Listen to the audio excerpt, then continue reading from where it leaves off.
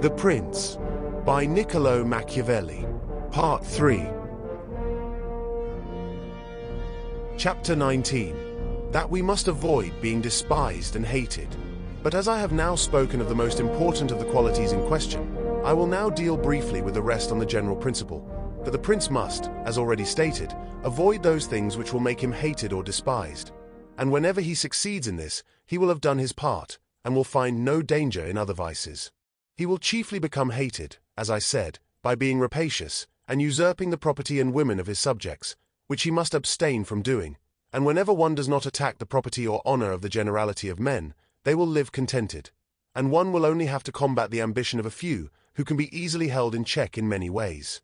He is rendered despicable by being thought changeable, frivolous, effeminate, timid, and irresolute, which a prince must guard against as a rock of danger, and manage so that his actions show grandeur, high courage, seriousness, and strength. And as to the government of his subjects, let his sentence be irrevocable, and let him adhere to his decisions so that no one may think of deceiving him or making him change.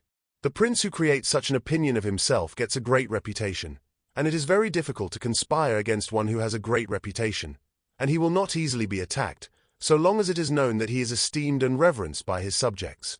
For a prince must have two kinds of fear, one internal as regards his subjects, one external as regards foreign powers.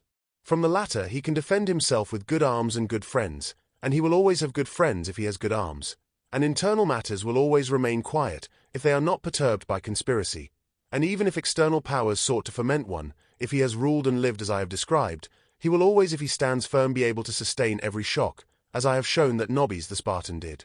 But with regard to the subjects, if not acted on from outside, it is still to be feared lest they conspire in secret, from which the prince may guard himself well by avoiding hatred and contempt, and keeping the people satisfied with him, which it is necessary to accomplish, as has been related at length. And one of the most potent remedies that a prince has against conspiracies is that of not being hated or despised by the mass of the people. For whoever conspires always believes that he will satisfy the people by the death of their prince, but if he thought to offend them by doing this, he would fear to engage in such an undertaking, for the difficulties that conspirators have to meet are infinite. Experience shows that there have been very many conspiracies, but few have turned out well, for whoever conspires cannot act alone, and cannot find companions except among those who are discontented. And as soon as you have disclosed your intention to a malcontent, you give him the means of satisfying himself, for by revealing it he can hope to secure everything he wants, to such an extent that seeing a certain gain by doing this, and seeing on the other hand only a doubtful one and full of danger, he must either be a rare friend to you or else a very bitter enemy to the prince if he keeps faith with you. And to reduce the matter to narrow limits, I say that on the side of the conspirator there is nothing but fear, jealousy, suspicion, and dread of punishment which frightens him. And on the side of the prince there is the majesty of government, the laws, the protection of friends and of the state which guard him. When to these things are added the goodwill of the people, it is impossible that any one should have the temerity to conspire. For whereas generally a conspirator has to fear before the execution of his plot, in this case he must also fear afterwards, having the people for an enemy, when his crime is accomplished, and thus not being able to hope for any refuge. Numberless instances might be given of this, but I will content myself with one which took place within the memory of our fathers. Messer Annibale Bentivogli, Prince of Bologna, ancestor of the present Messer Annibale, was killed by the Cancai, who conspired against him. He left no relations but Messer Giovanni, who was then an infant, but after the murder the people rose up and killed all the Cancai. This arose from the popular goodwill that the house of Bentivogli enjoyed at that time in Bologna, which was so great that, as there was nobody left after the death of Annibale who could govern the state, the Bolognese, hearing that there was one of the Bentivogli family in Florence, who had till then been thought the son of a blacksmith, came to fetch him and gave him the government of the city, and it was governed by him until Messer Giovanni was old enough to assume the government. I conclude, therefore, that a prince need trouble little about conspiracies when the people are well disposed, but when they are hostile and hold him in hatred, then he must fear everything and everybody. Well-ordered states and wise princes have studied diligently not to drive the nobles to desperation, and to satisfy the populace and keep it contented, for this is one of the most important matters that a prince has to deal with. Among the kingdoms that are well ordered and governed in our time is France, and there we find numberless good institutions on which depend the liberty and security of the king. Of these the chief is the Parliament and its authority, because he who established that kingdom knowing the ambition and insolence of the great nobles, and deeming it necessary to have a bit in their mouths to check them, and knowing on the other hand the hatred of the mass of the people to the great, based on fear, and wishing to secure them, did not wish to make this the special care of the king, to relieve him of the dissatisfaction that he might incur among the nobles by favoring the people, and among the people by favoring the nobles. He therefore established a third judge that, without direct charge of the king, kept in check the great and favored the lesser people. Nor could any better or more prudent measure have been adopted, nor better precaution for the safety of the king and the kingdom. From which another notable rule can be drawn, that princes should let the carrying out of unpopular duties devolve on others, and bestow favors themselves. I conclude again by saying that a prince must esteem his nobles, but not make himself hated by the populace. It may perhaps seem to some, that considering the life and death of many Roman emperors that they are instances contrary to my opinion, finding that some who lived always nobly and showed great strength of character, nevertheless lost the empire, or were killed by their subjects who conspired against them. Wishing to answer these objections, I will discuss the qualities of some emperors, showing the cause of their ruin not to be at variance with what I have stated, and I will also partly consider the things to be noted by whoever reads the deeds of these times. I will content myself with taking all those emperors who succeeded to the empire from Marcus the philosopher to Maximinus. These were Marcus, Commodus his son, Pertinax, Heliogabalus, Alexander, and Maximinus. And the first thing to note is, that whereas other princes have only to contend against the ambition of the great and the insolence of the people, the Roman emperors had a third difficulty, that of having to support the cruelty and avarice of the soldiers, which was such a difficulty that it was the cause of the ruin of many, it being difficult to satisfy both the soldiers and the people. For the people love tranquility, and therefore like princes who are pacific, but the soldiers prefer a prince of military spirit, who is insolent, cruel, and rapacious. They wish him to exercise these qualities on the people so that they may get double pay and give vent to their avarice and cruelty.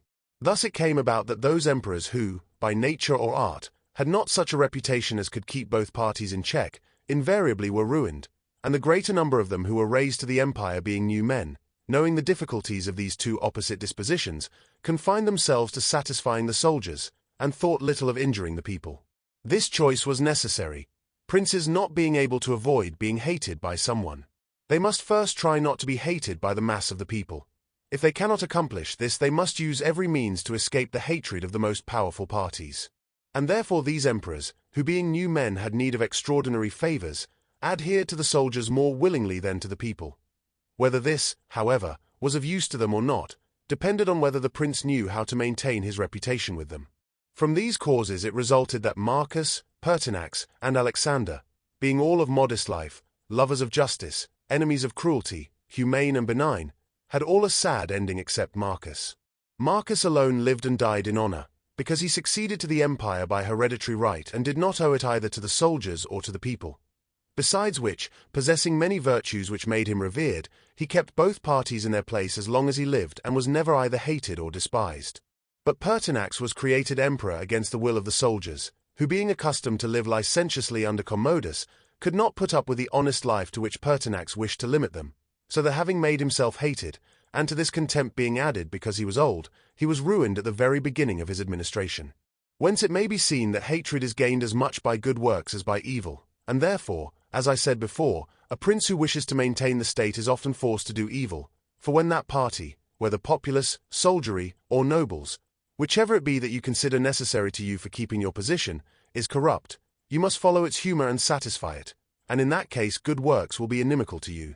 But let us come to Alexander, who was of such goodness, that among other things for which he is praised, it is said that in the 14 years that he reigned no one was put to death by him without a fair trial. Nevertheless, being considered effeminate, and a man who allowed himself to be ruled by his mother, and having thus fallen into contempt, the army conspired against him and killed him. Looking, on the other hand, at the qualities of Commodus, Severus, Antoninus, extremely cruel and rapacious.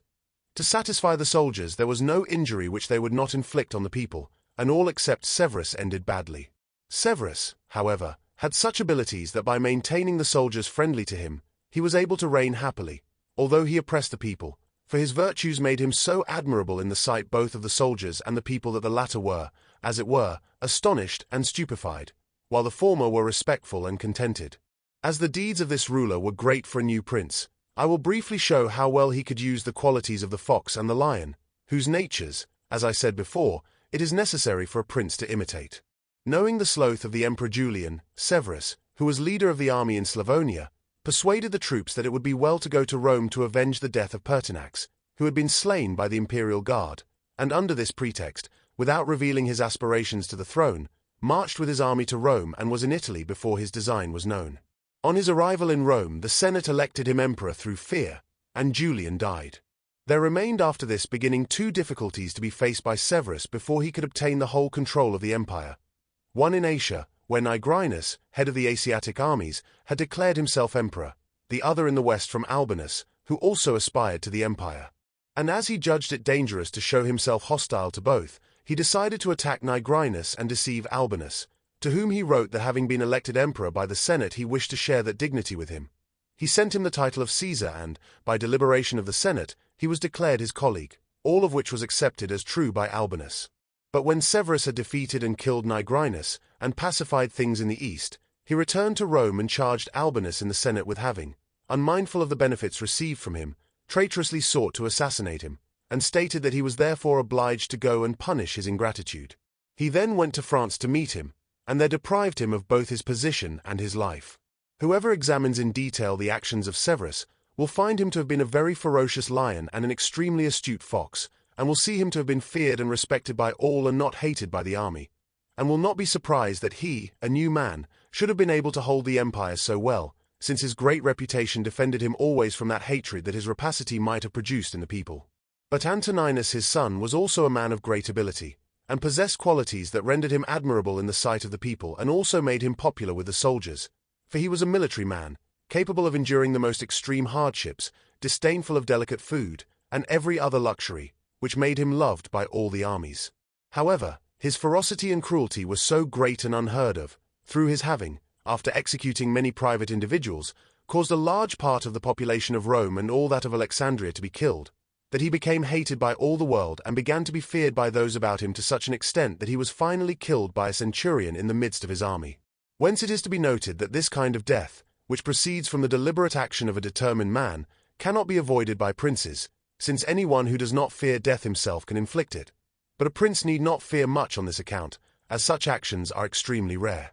He must only guard against committing any grave injury to anyone he makes use of or has about him for his service, like Antoninus had done, having caused the death with contumely of the brother of that centurion, and also threatened him every day, although he still retained him in his bodyguard, which was a foolish and dangerous thing to do, as the fact proved.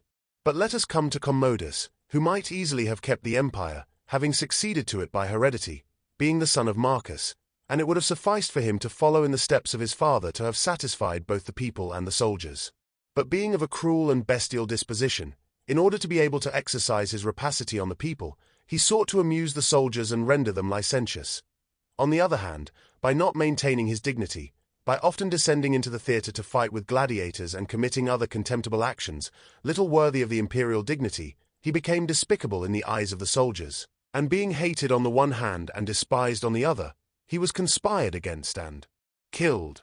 There remains to be described the character of Maximinus. He was an extremely warlike man, and as the armies were annoyed with the effeminacy of Alexander, which we have already spoken of, he was after the death of the latter elected emperor.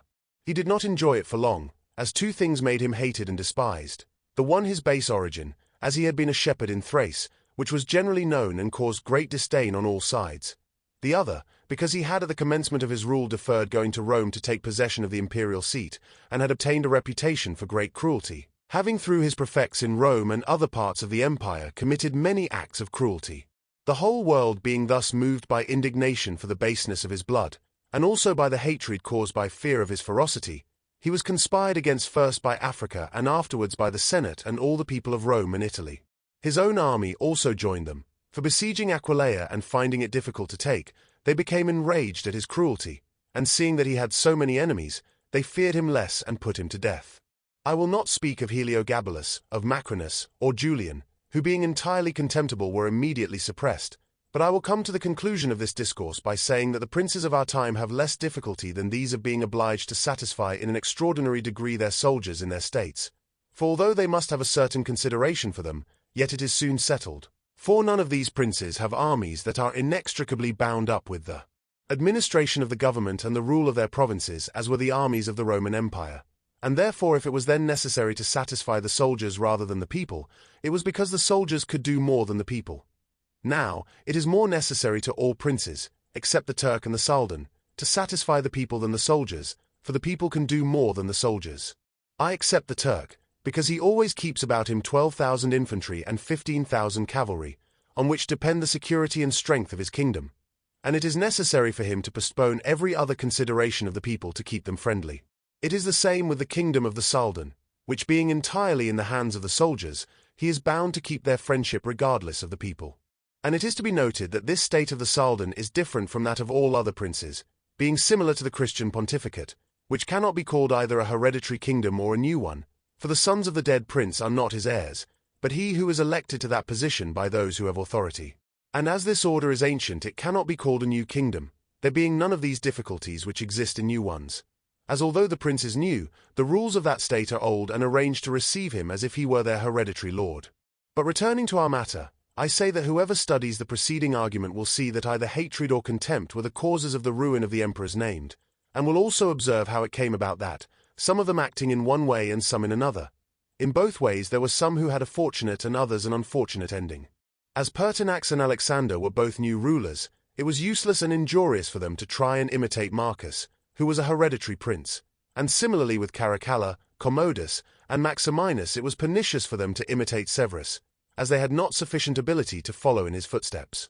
Thus a new prince cannot imitate the actions of Marcus in his dominions, nor is it necessary for him to imitate those of Severus. But he must take from Severus those portions that are necessary to found his state, and from Marcus those that are useful and glorious for conserving a state that is already established and secure. Chapter 20. Whether fortresses and other things which princes often make are useful or injurious. Some princes, in order to securely hold their possessions, have disarmed their subjects, some others have kept their subject lands divided into parts, others have fomented enmities against themselves, others have endeavored to win over those whom they suspected at the commencement of their rule, some have constructed fortresses, others have ruined and destroyed them. And although one cannot pronounce a definite judgment as to these things without going into the particulars of the state to which such a deliberation is to be applied, still I will speak in such a broad way as the matter will permit of. A new prince has never been known to disarm his subjects. On the contrary, when he has found them disarmed he has always armed them, for by arming them these arms become your own, those that you suspected become faithful, and those that were faithful remain so, and from being merely subjects become your partisans. And since all the subjects cannot be armed, when you benefit those that you arm, you can deal more safely with the others, and this different treatment that they notice renders your men more obliged to you. The others will excuse you, judging that those have necessarily greater merit who have greater danger and heavier duties. But when you disarm them, you commence to offend them and show that you distrust them either through cowardice or lack of confidence, and both of these opinions generate hatred against you. And as you cannot remain unarmed, you are obliged to resort to a mercenary militia, of which we have already stated the value. And even if it were good, it cannot be sufficient in number to defend you against powerful enemies and suspected subjects. But, as I have said, a new prince in a new dominion always has his subjects armed. History is full of such examples. But when a prince acquires a new state as an addition to his old one, then it is necessary to disarm that state, except those who in acquiring it have sided with you. And even these one must, when time and opportunity serve, render weak and effeminate, and arrange things so that all the arms of the new state are in the hands of your own soldiers who in your old state live near you.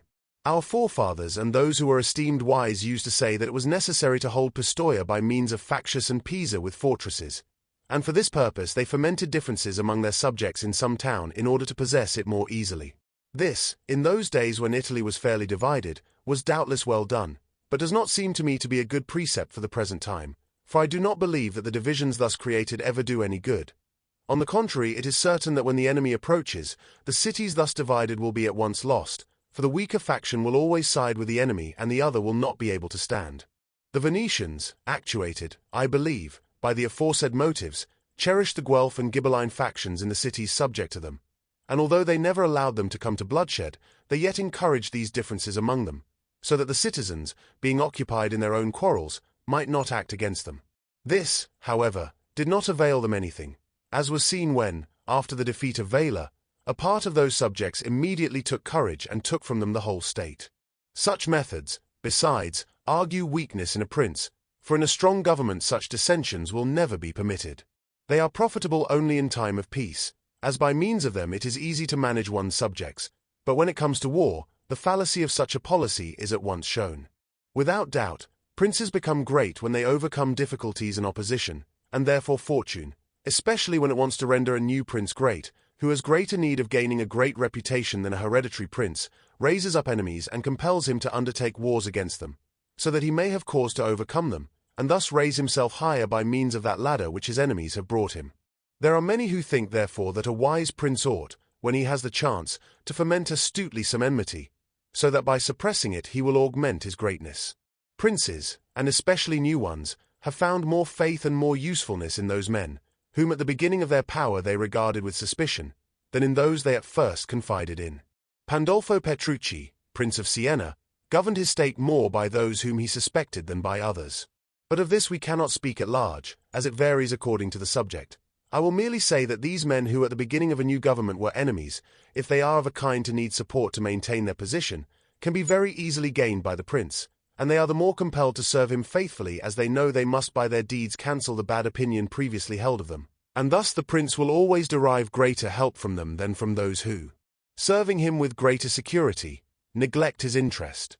And as the matter requires it, I will not omit to remind a prince who has newly taken a state with the secret help of its inhabitants, that he must consider well the motives that have induced those who have favored him to do so, and if it is not natural affection for him, but only because they were not contented with the state as it was, he will have great trouble and difficulty in maintaining their friendship, because it will be impossible for him to content them.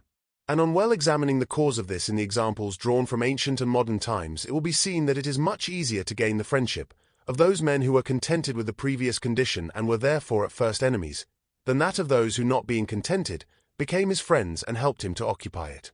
It has been the custom of princes, in order to be able to hold securely their state, to erect fortresses, as a bridle and bit to those who have designs against them, and in order to have a secure refuge against a sudden assault. I approve this method, because it was anciently used. Nevertheless, Messer Niccolò Vitelli has been seen in our own time to destroy 2 fortresses in Città di Castello in order to keep that state. Guiduboldo, Duke of Urbino, on returning to his dominions from which he had been driven by Cesare Borgia, razed to their foundations all the fortresses of that province, and considered that without them it would be more difficult for him to lose again the state. The Bentivogli, in returning to Bologna, used similar measures. Therefore fortresses may or may not be useful according to the times. If they do good in one way, they do harm in another. The question may be discussed thus: a prince who fears his own people more than foreigners ought to build fortresses, but he who has greater fear of foreigners than of his own people ought to do without them. The castle of Milan built by Francesco Sforza has given and will give more trouble to the house of Sforza than any other disorder in that state. Therefore the best fortress is to be found in the love of the people, for although you may have fortresses, they will not save you if you are hated by the people. When once the people have taken arms against you, there will never be lacking foreigners to assist them. In our times we do not see that they have profited any ruler, except the Countess of Forli on the death of her consort Count Girolamo, for she was thus enabled to escape the popular rising and await help from Milan and recover the state, the circumstances being then such that no foreigner could assist the people. But afterwards they were of little use to her when Cesare Borgia attacked her, and the people being hostile to her allied themselves with the foreigner. So that then and before it would have been safer for her not to be hated by the people than to have the fortresses. Having considered these things, I would therefore praise the one who erects fortresses and the one who does not, and would blame any one who, trusting in them, thinks little of being hated by his people. Chapter 21. How a Prince Must Act in Order to Gain Reputation. Nothing causes a prince to be so much esteemed as great enterprises and setting a rare example. We have in our own day Ferdinand, King of Aragon, at present King of Spain. He may almost be termed a new prince, because from a weak king he has become for fame and glory the first king in Christendom, and if you regard his actions you will find them all very great and some of them extraordinary. At the beginning of his reign he assailed Granada, and that enterprise was the foundation of his state. At first he did it leisurely and without fear of being interfered with. He kept the minds of the barons of Castile occupied in this enterprise, so that thinking only of that war they did not think of making innovations, and he thus acquired reputation and power over them without their being aware of it. He was able with the money of the church and the people to maintain his armies, and by that long war lay the foundations of his military power, which afterwards has made him famous. Besides this, to be able to undertake greater enterprises, and always under the pretext of religion, he had recourse to a pious cruelty, driving out the Moors from his kingdom and despoiling them. No more admirable or rare example can be found. He also attacked under the same pretext Africa, undertook his Italian enterprise, and has lately attacked France, so that he has continually contrived great things, which have kept his subjects' minds uncertain and astonished, and occupied in watching their result. And these actions have arisen one out of the other, so that they have left no time for men to settle down and act against him. It is also very profitable for a prince to give some rare examples of himself in the internal administration, like those related of Messer Bernabo of Milan, when it happens that someone does something extraordinary, either good or evil, in civil life, and to take a means of rewarding or punishing him which will be much talked about. And above all, a prince must endeavor in every action to obtain fame for being great and excellent. A prince is further esteemed when he is a true friend or a true enemy, when, that is, he declares himself without reserve in favor of someone against another. This policy is always more useful than remaining neutral. For if two neighboring powers come to blows, they are either such that if one wins, you will have to fear the victor, or else not. In either of these two cases it will be better for you to declare yourself openly and make war, because in the first case, if you do not declare yourself, you will fall a prey to the victor, to the pleasure and satisfaction of the one who has been defeated, and you will have no reason nor anything to defend you and nobody to receive you. For, whoever wins will not desire friends whom he suspects and who do not help him when in trouble, and whoever loses will not receive you as you did not take up arms to assist his cause. Anchises went to Greece, being sent by the Aetoli to expel the Romans. He sent orators to the Achaei who were friends of the Romans to encourage them to remain neutral. On the other hand, the Romans persuaded them to take up arms on their side. The matter was brought before the council of the Achaei for deliberation, where the ambassador of Anchises sought to persuade them to remain neutral, to which the Roman ambassador replied, "As to what is said that it is best and most useful for your state not to meddle in our war, nothing is further from the truth. For if you do not meddle in it, you will become, without any favor or any reputation, the prize of the victor. And it will always happen that the one who is not your friend will want you to remain neutral, and the one who is your friend will require you to declare yourself by taking arms. Irresolute princes, to avoid present dangers, usually follow the way of neutrality and are mostly ruined by it. But when the prince declares himself frankly in favor of one side, if the one to whom you adhere conquers, even if he is powerful and you remain at his discretion, he is under an obligation to you and friendship has been established, and men are never so dishonest as to oppress you with such ingratitude. Moreover, victories are never so prosperous that the victor does not need to have some scruples, especially as to justice. But if he to whom you adhere loses, you are sheltered by him, and so long as he can, he will assist you. You become the companion of a fortune which may rise again. In the second case, when those who fight are such that you have nothing to fear from the victor, it is still more prudent on your part to adhere to one. For you go to the ruin of one with the help of him who ought to save him if he were wise, and if he conquers he rests at your discretion, and it is impossible that he should not conquer with your help. And here it should be noted that a prince ought never to make common cause with one more powerful than himself to injure another, unless necessity forces him to it, as before said. For if he wins you rest at his discretion, and princes must avoid as much as possible being at the discretion of others.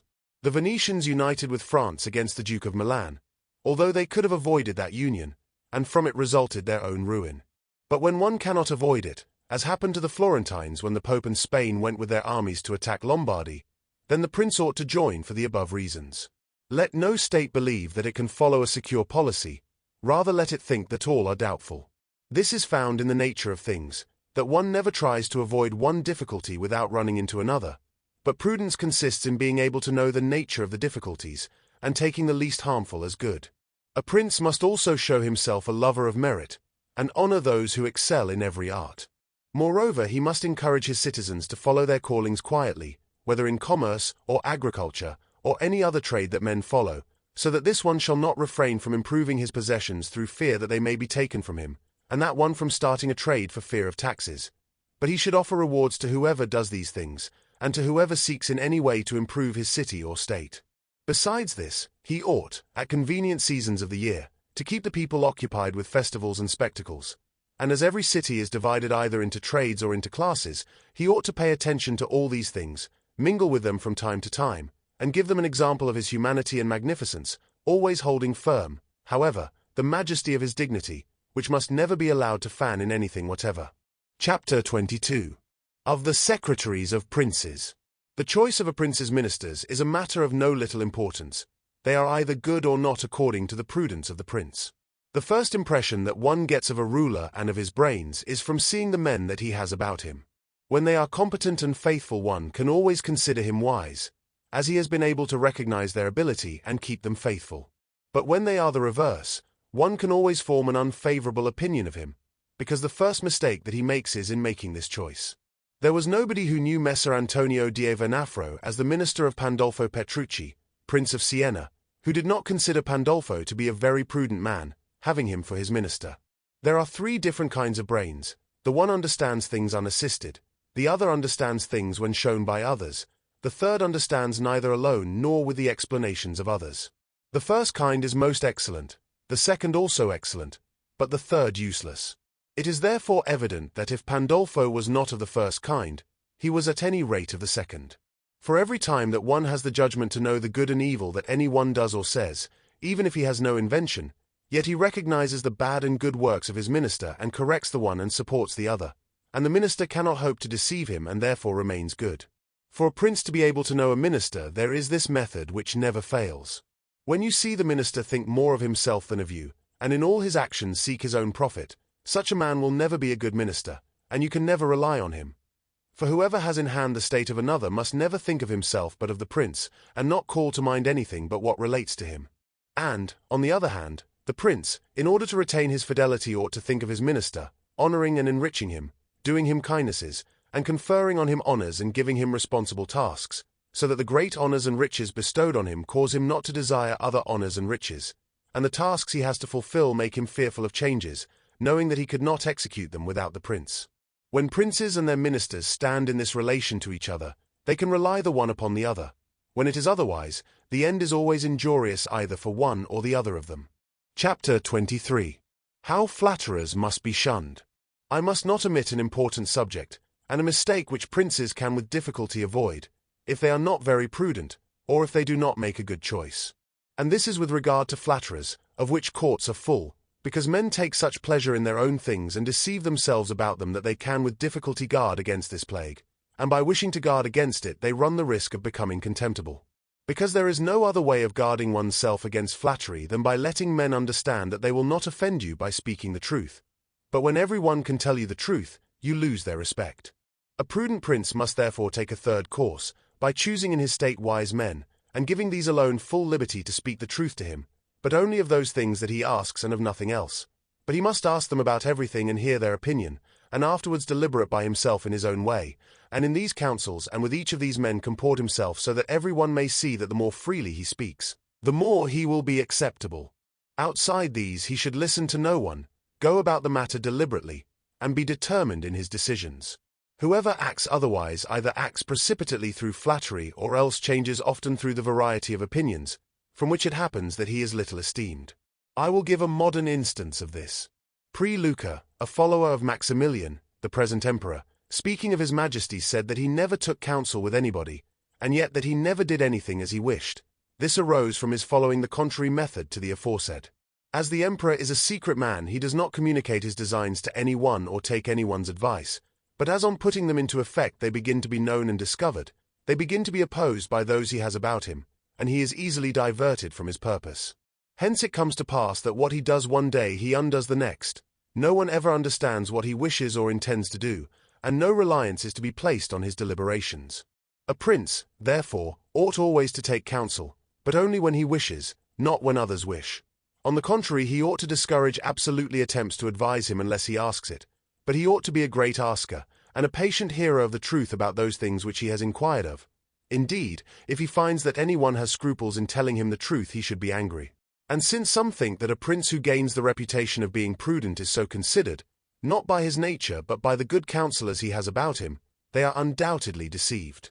It is an infallible rule that a prince who is not wise himself cannot be well advised, unless by chance he left himself entirely in the hands of one man who ruled him in everything, and happened to be a very prudent man. In this case he may doubtless be well governed, but it would not last long, for that governor would in a short time deprive him of the state. But by taking counsel with many, a prince who is not wise will never have united counsels and will not be able to unite them for himself. The counsellors will all think of their own interests, and he will be unable either to correct or to understand them. And it cannot be otherwise, for men will always be false to you unless they are compelled by necessity to be true. Therefore it must be concluded that wise counsels, from whoever they come, must necessarily be due to the prudence of the prince, and not the prudence of the prince to the good counsels received. Chapter 24. Why the princes of Italy have lost their states. The before-mentioned things, if prudently observed, make a new prince seem ancient, and render him at once more secure and firmer in the state than if he had been established there of old.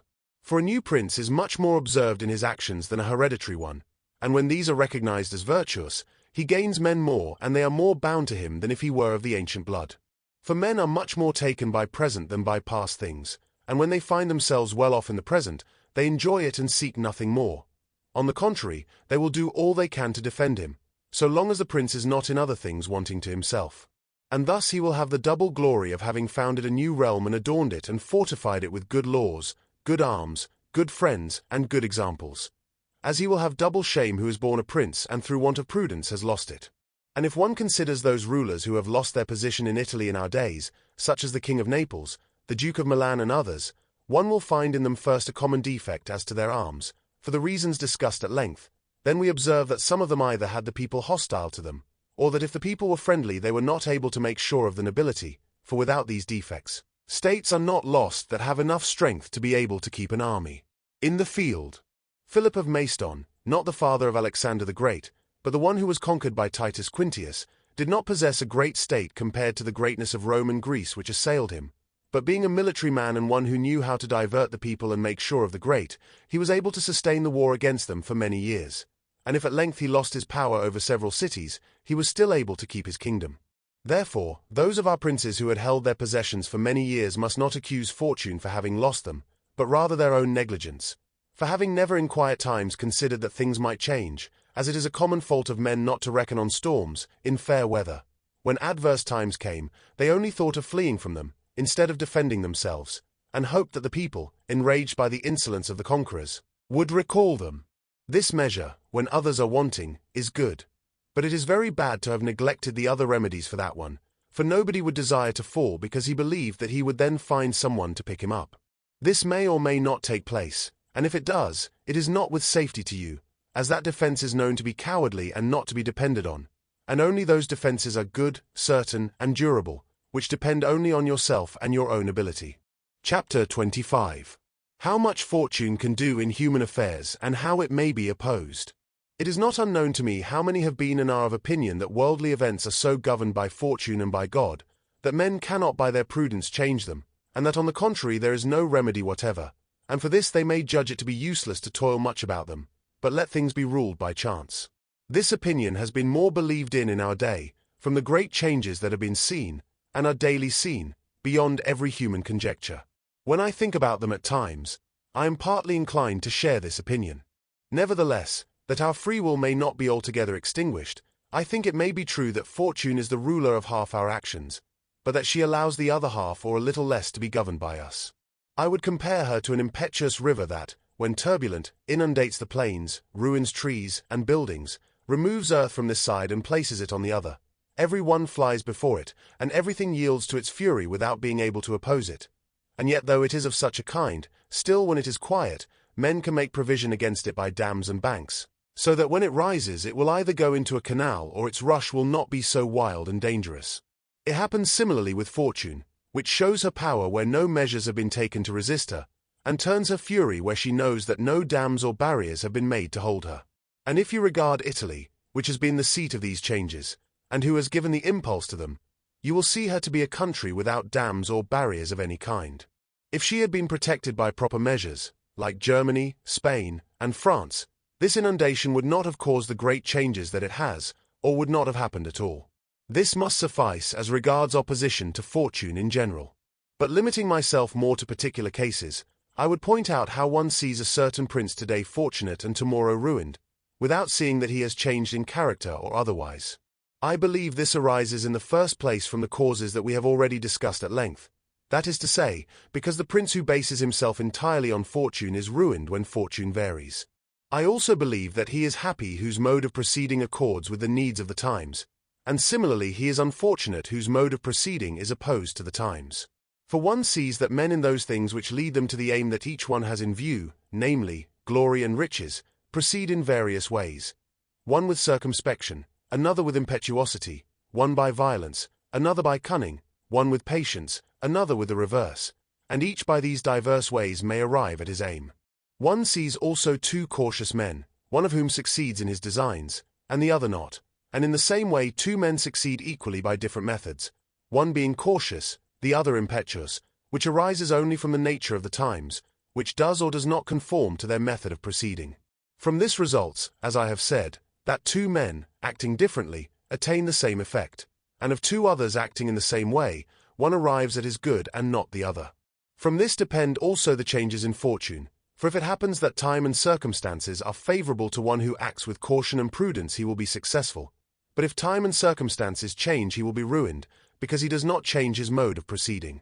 No man is found able to adapt himself to this, either because he cannot deviate from that to which his nature disposes him, or else because having always prospered by walking in one path, he cannot persuade himself that it is well to leave it, and therefore the cautious man, when it is time to act suddenly, does not know how to do so and is consequently ruined. For if one could change one's nature with time and circumstances, fortune would never change. Pope Julius II acted impetuously in everything he did and found the times and conditions so in conformity with that mode of proceeding, that he always obtained a good result. Consider the first war that he made against Bologna while Messer Giovanni Bentivogli was still living. The Venetians were not pleased with it. The King of Spain and likewise France had objections to this enterprise, notwithstanding which with his fierce and impetuous disposition he engaged personally in the expedition. This move caused both Spain and the Venetians to halt and hesitate, the latter through fear, the former through the desire to regain the entire kingdom of Naples. On the other hand, he engaged with him the King of France, because seeing him make this move and desiring his friendship in order to put down the Venetians, that king judged that he could not refuse him his troops without manifest injury. Thus Julius by his impetuous move achieved what no other pontiff with the utmost human prudence would have succeeded in doing, because, if he had waited till all arrangements had been made and everything settled before leaving Rome, as any other pontiff would have done, it would never have taken place. For the King of France would have found 1,000 excuses, and the others would have inspired him with 1,000 fears. I will omit his other actions, which were all of this kind and which all succeeded well, and the shortness of his life did not suffer him to experience the contrary, for had time succeeded in which it was necessary to act with caution, his ruin would have resulted, for he would never have deviated from these methods to which his nature disposed him. I conclude then that fortune varying and men remaining fixed in their ways, they are successful so long as these ways conform to each other, but when they are opposed to each other then they are unsuccessful. I certainly think that it is better to be impetuous than cautious, for fortune is a woman, and it is necessary, if you wish to master her, to conquer her by force, and it can be seen that she lets herself be overcome by these rather than by those who proceed coldly. And therefore, like a woman, she is a friend to the young, because they are less cautious, fiercer, and master her with greater audacity. Chapter 26. Exhortation to liberate Italy from the barbarians. Having now considered all the things we have spoken of, and thought within myself whether at present the time was not propitious in Italy for a new prince, and if there was not a state of things which offered an opportunity to a prudent and capable man to introduce a new system that would do honor to himself and good to the mass of the people, it seems to me that so many things concur to favor a new ruler that I do not know of any time more fitting for such an enterprise. And if, as I said, it was necessary in order that the power of Moses should be displayed that the people of Israel should be slaves in Egypt, and to give scope for the greatness and courage of Cyrus that the Persians should be oppressed by the Medes, and to illustrate the preeminence of Theseus that the Athenians should be dispersed, so at the present time, in order that the might of an Italian genius might be recognized, it was necessary that Italy should be reduced to her present condition, and that she should be more enslaved than the Hebrews, more oppressed than the Persians, and more scattered than the Athenians, without a head, without order, beaten, despoiled, lacerated, and overrun, and that she should have suffered ruin of every kind.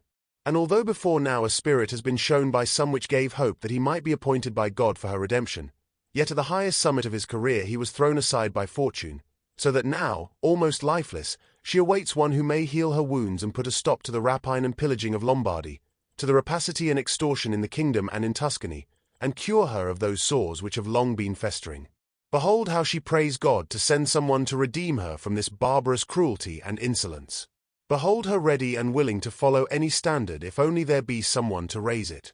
There is nothing now she can hope for but that your illustrious house may place itself at the head of this redemption, being by its power and fortune so exalted, and being favored by God and the Church, whose leadership it now occupies. Nor will this be very difficult to you, if you call to mind the actions and lives of the men I have named. And although those men were rare and marvelous, they were none the less men, and had each of them less occasion than the present. For their enterprise was not juster than this, nor easier, nor was God more their friend than he is yours. Here is a just cause, for that war is just which is necessary, and those arms are merciful where no hope exists save in them. Here is the greatest willingness, nor can there be great difficulty where there is great willingness, provided that the measures are adopted of those whom I have set before you as examples. Besides this, unexampled wonders have been seen here performed by God. The sea has been opened, a cloud has shown you the road, the rock has given forth water, manna has rained, and everything has contributed to your greatness. The remainder must be done by you. God will not do everything, in order not to deprive us of free will and the portion of the glory that falls to our lot.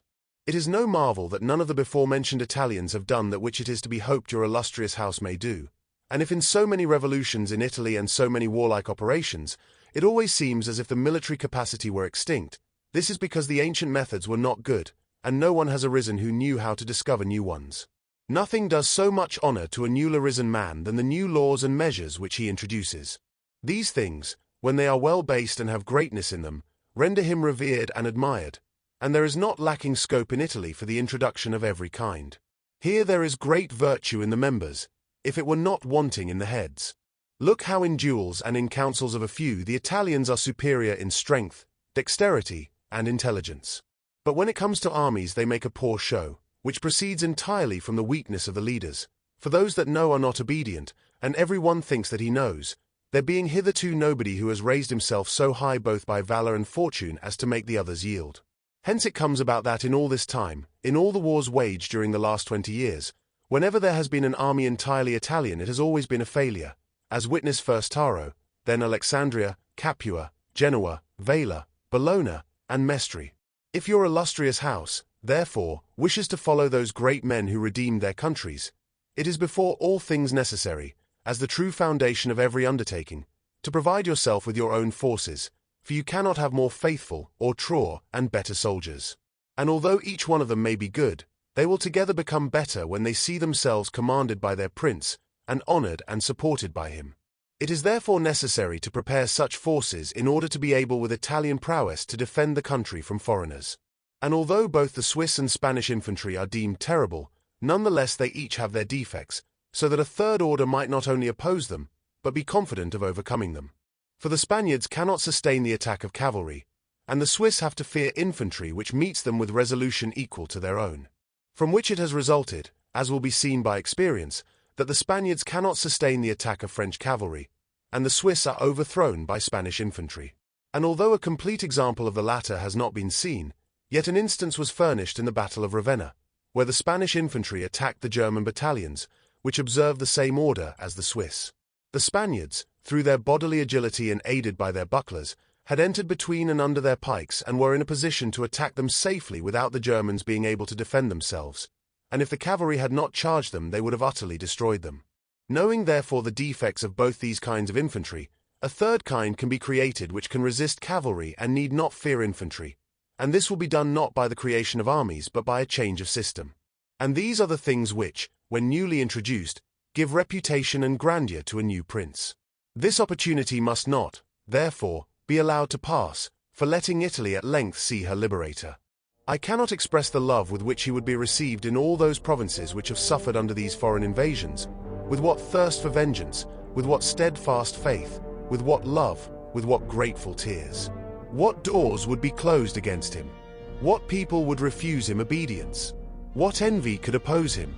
What Italian would rebel against him? This barbarous domination stinks in the nostrils of every one.